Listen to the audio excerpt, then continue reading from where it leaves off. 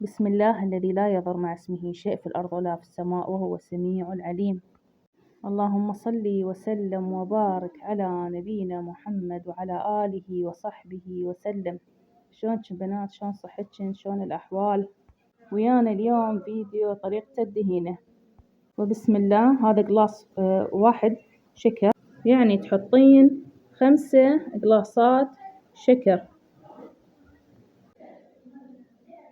هذا قلاص الثاني، وهذا قلاص الثالث نفس الكوب.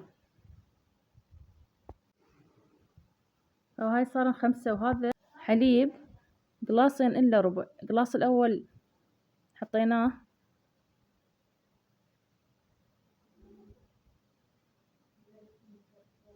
وهذا هالقد، يعني مو قلاصين ترس، قلاصين إلا ربع حليب.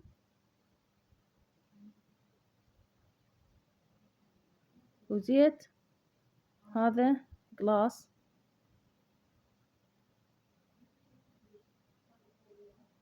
وهذا الثاني بس مو متروس، يعني تقريبا قلاص وربع، قلاص وربع زيت.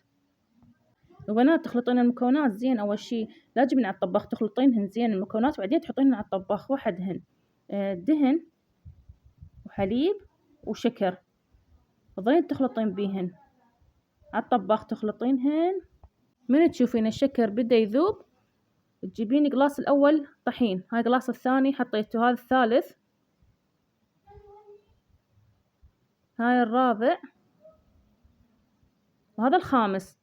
يعني 5 قلاصات طحين و5 قلاصات شكر، كله ظلين تخطين بيه حتى تندمج المكونات كلها.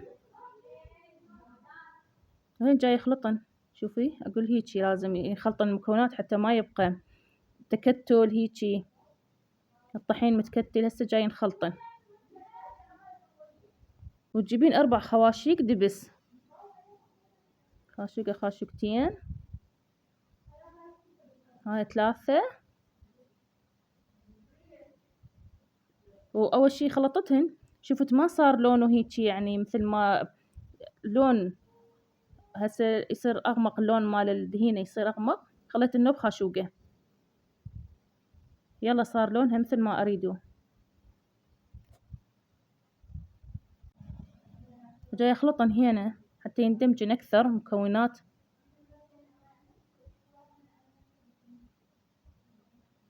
وهنا جبت الصينية جاي أدهنها بالزيت.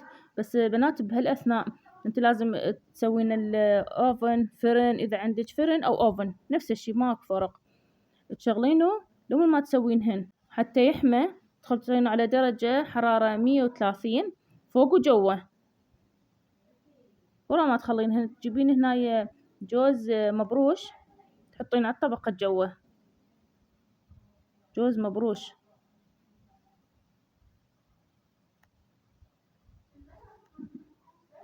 توزعينه بالصينية هيجي،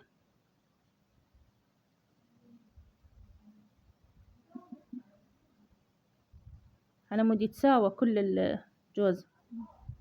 هنا كملته.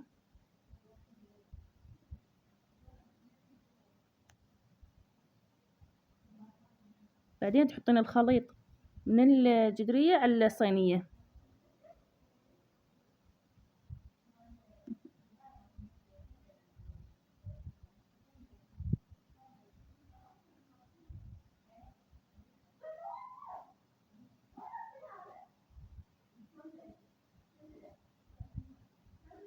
بعدين الخطوة الأخرى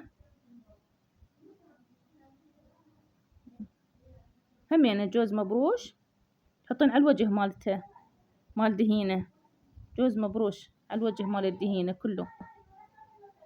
هم يعني بالتساوي تسوينه وتحطينه على الفرن. هنا حطيتها بالفرن، بس لازم بنات نقصينه مو سريع، وساعة كاملة تبقى. وهنا طلعت بسم الله ما شاء الله، صلوا على رسول الله.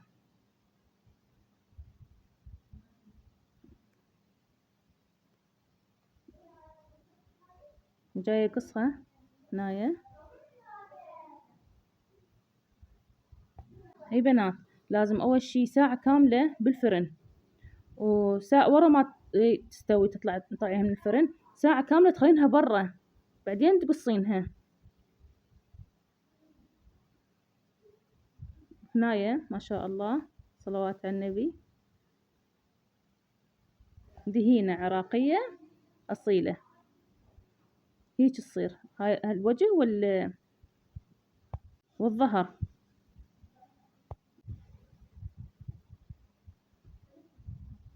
وياها قلاص شربت.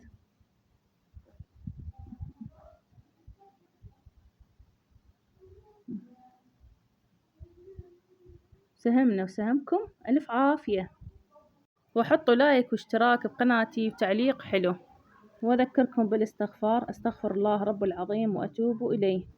مع ألف ألف سلامة.